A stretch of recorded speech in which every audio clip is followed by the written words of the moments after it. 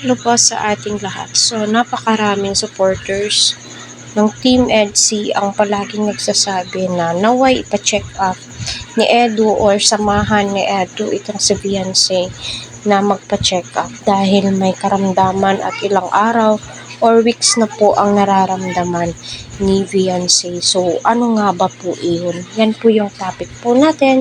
Happy weekend po sa ating lahat. Suportahan po natin si Kuya Paul Santos Matubang, Kalingap Prab. Huwag po natin skip ang kanilang ads para sa ganoon nga po ay marami pa po ang kababayan po natin ang kanilang matulungan and syempre ang kanilang malingap. So, alam naman po natin kung gaano ka-crisis ngayong panahon na ito.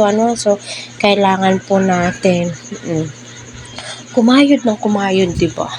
So, napakaswerte na lamang po yung iba, So, ayun na nga po, So, marami ang nakakapansin kay Beyonce noon pa, or 1 month na po ata ito, na sinisipon si Beyonce, at inuubo nung nakauwi ata sila galing Palawan. So, correct me if I'm wrong na lamang po, So, ayun, ito yung palagi kong nababasa na, Edu, samahan mo naman itong si Beyonce, para mapacheck upan yung kanyang ubo at saka sipon para makainom ng tamang gamot. Kasi alam niyo naman po na hindi po tayo pwedeng basta-basta na iinom ng mga gamot na hindi po fit sa atin or hindi po nire-reseta ng doktor kasi nga po nakakasama din po iyon sa atin. So nababasa po pala ng mga Good Samaritan po iyon.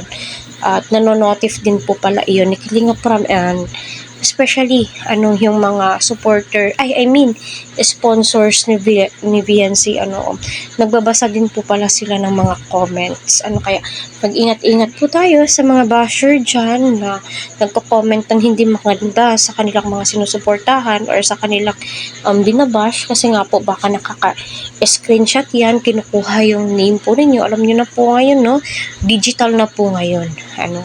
Yung mga sinasabi po nilang, alam niyo na, So, alam niyo ngayon, napaka-high-tech na po. Kaya iwas-iwas po tayong magmura.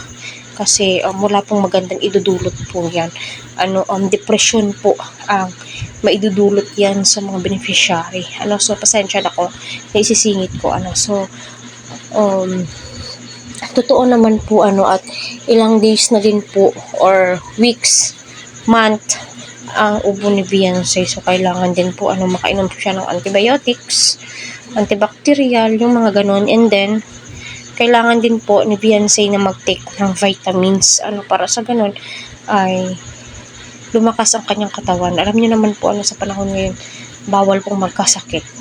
Lalong-lalo na kapag ikaw yung inaasahan sa bahay, di ba?